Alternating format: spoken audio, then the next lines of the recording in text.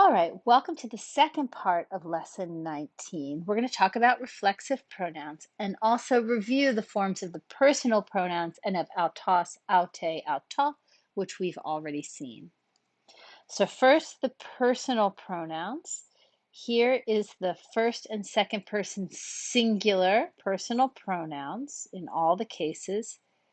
You'll remember ego and su. And then for the oblique cases,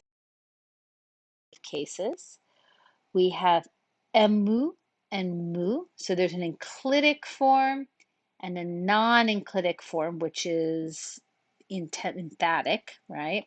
So there's an emphatic form and an unemphatic form, emu and mu, su and su, emoi and moi, soy and soy, eme and me, se and se. Okay, so those are the personal pronouns, first and second person singular. You'll also remember the forms of autos, aute, auta. And we know that in the oblique cases, we've been using it like a third person personal pronoun. We also use it as an adjective in the attributive position to mean same, right? Autos hippos, the same horse. And in the predicate position, as an intensifier. So hippos autos, the horse itself. All right, well, we're going to combine those forms of the personal pronoun with forms of autos to give us the reflexive pronouns. So here's the singular. Note there's no nominative, right? Because reflexive pronouns go back to the subject of the verb. So they don't come in a nominative, but genitive, you combine the form of autos with an M, all right? So M autu, M autes in the genitive, dative M autoi, M aute, accusative M auton, M autein. So you have masculine forms and feminine forms. There aren't any neuter forms. Okay, now let's look at the second person. You're combining se with a form of autos. So se autu, se autes, masculine and feminine genitive. Se autoi, se aute, dative, se auton, se autein, accusative. These second person singular ones also come in this actually more common form, sao tu, sao te, sao toi, sao te, sao ton, sao tain. Okay? No difference in meaning. So let's look at these two.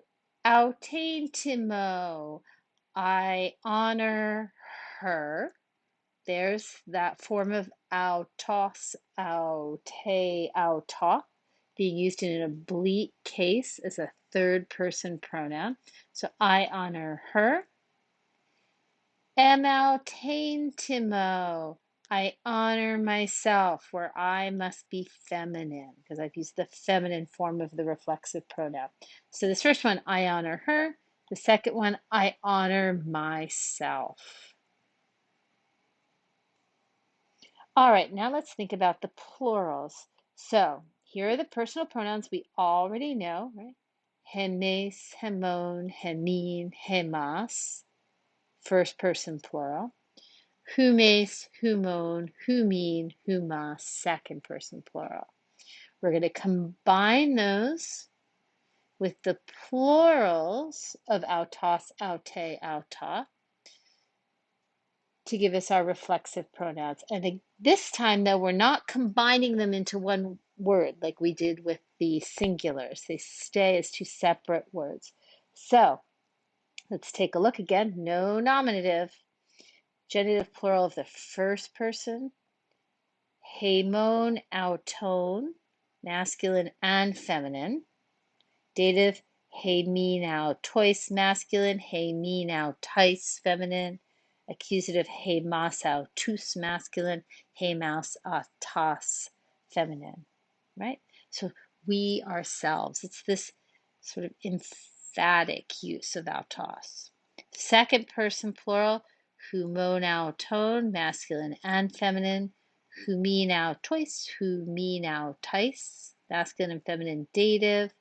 Hu ma sao tus, hu ma sao tas, feminine accusative. Okay? So those are all forms that we actually already knew. So let's look at a couple of examples here. Autas timomen. We honor them, where they are feminine. We honor them. So that's that use of autos, aute, auta in an oblique case as a personal pronoun, as a third person personal pronoun. And now, hemas autas timomen. We honor ourselves, where again, we are feminine. Okay, we honor ourselves. So we honor them and they're feminine. We honor ourselves and we are feminine. All right, there's also a third person personal pronoun, or third person rather reflexive pronoun, and third person reflexive pronoun. So all that the third person reflexive pronoun is the form, again, no nominative, because it's reflexive. It goes back to the subject of the verb. And all it is the form of autos, aute, auton with a he at the beginning. So he autu, he autes, he autu, masculine, feminine, and neuter. So this third person reflexive pronoun comes in a neuter, unlike the first and second person reflexive pronouns, right? He autoi, he aute, he autoi. Okay, look at a few of the plurals. Let's look at the accusative plural. He autus, he autas, he auta. So all it is autos, aute, auta with a he on the front. And just like the second person singular, this form also can be shortened to how to, how taste, how to, how toy, how te, how ta, how ton, how tate, how ta. So these forms, these shorter forms are tricky because the only difference between them and autos, aute, auta is that rough breathing. That's the only difference. So let's look at some examples here. Auton tima. He or she or it honors him. Autain timai. He or she or it honors her. Hauton timai.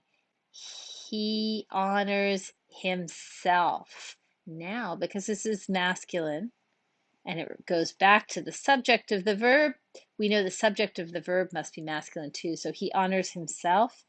Hautain timai. She honors herself. Okay, so you really now have to look at the breathings to tell you whether you have just a form of autos or whether you have one of these reflexive forms. And that's it.